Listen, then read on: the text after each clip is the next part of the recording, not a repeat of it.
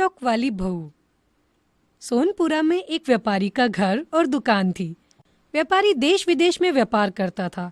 व्यापारी के साथ उसका परिवार भी था और उसका एक पालतू कुत्ता मोती भी रहता था। व्यापारी और उसका परिवार बेहद मेहनत करते और शनिवार और रविवार घूमने एक तालाब के पास जाते। मोती पानी में खूब खेलता। व्यापारी और उसका परिवार उसका बहुत आनंद लेते। व्यापारी का एक बेटा था और उसकी नई नई शादी हुई थी। व्यापारी की बहू सुशील और हर काम में हाथ बटाने वाली थी। व्यापारी ने अपनी बहू के लिए नया मोबाइल तोहफे में दिया और कहा, ये मेरी तरफ से तुम्हें भेंट है बहू, इसका अच्छी तरह से उपयोग करना। बहू बहुत खुश हो गई और देखते ही देखते मोबाइल चालू कर दिया और उसमें यूट्यूब, इंस्टाग्राम, व्हाट्सएप, टिकटॉक जैसे ऐप डाउनलोड किए। दिन बीतते गए और देखते ही देखते व्यापारी की बहू दिन रात अपने मोबाइल में व्यस्त होती गई। टिकटॉक पर सेल्फी वीडियो निकालना, टिकटॉक पर सब्सक्राइबर बढ़ाना, यही काम चालू रहता था। अब कोई उस व्यापारी को मिलने आता और घर वालों का जिक्र होता तो व्यापारी की बहू को टिकटॉक वाली बहू के नाम से बुलाते। व्यापारी को ये बात बहुत बुरी लगने लगी। बहू आजकल व्यापार में कम और टिकटॉक पर ज्यादा ध्यान देती थी। इससे व्यापार में घाटा और घर में अशांति होने लगी। व्यापारी ने इसका इलाज करने की ठान ली। छुट्टी के दिन सब तालाब के पास गए हुए थे और हर बार की तरह मोती पानी में मजा करने लगा। व्यापारी बोला, सुनो, मैं आज शहर जा रहा हूँ और आप आज जल्दी घर जाओ और कल के लिए बाजार में बेचने का सामान निकाल दो। कल ग्राहक आने वाले हैं। मैं 4 दिन बाद गांव आऊंगा। सबने हाँ बोला और व्यापारी चले गए। जैसे ही शाम हुई सब घर जाने लगे। बहू टिकटॉक में व्यस्त थी। तभी व्यापारी के बेटे बोले, देखो, तुम रात को सब सामान दुकान में लगा लो, मैं तुम्हें घर से सामान ला के दूंगा।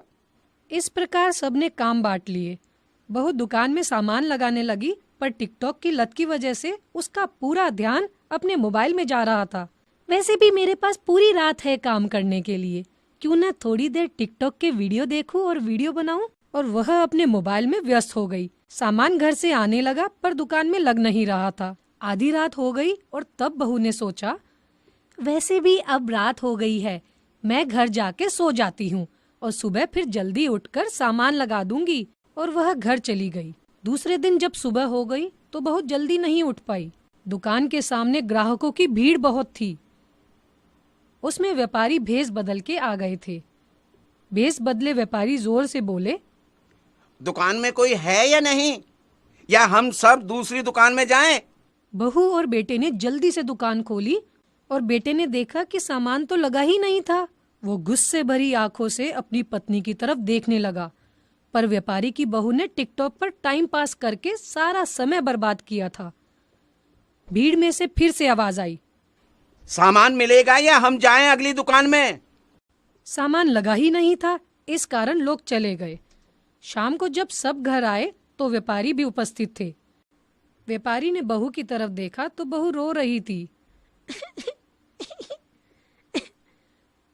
उसे अपनी गलती का एहसास हो गया था। व्यापारी बोला, बहू, तुमने सामान क्यों नहीं लगाया?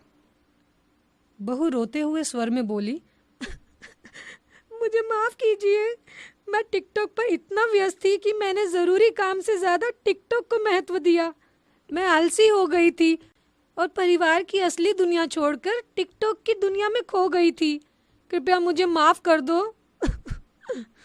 व्यापारी बोले, बहू, रो मत। आज जो लोग थे वो मैंने ही बुलाए थे। चिल्लाने वाला भी मैं ही था। अगर आज वो लोग असली के ग्राहक होते तो हमें बहुत नुकसान उठाना पड़ता। मुझे पूरी उम्मीद है कि तुम्हें तुम्हारी अपनी गलती का एहसास हो गया। दूसरे दिन आलस छोड़ के बहू अपने काम में लग गई और सब फिर से आनंद से रहने लगे। बोध, यूट्यूब, फेसबुक, इंस्टाग्राम, टिकटॉक, ये सब मनोरंजन के साधन है। उनका उपयोग उसी तरह से हो। वो एक आभासी दुनिया है। जीवन का समय बहुमूल्य है और आलस व्यक्ति का सबसे बड़ा शत्रु है। फन लर्न टून को सब्सक्राइब करें।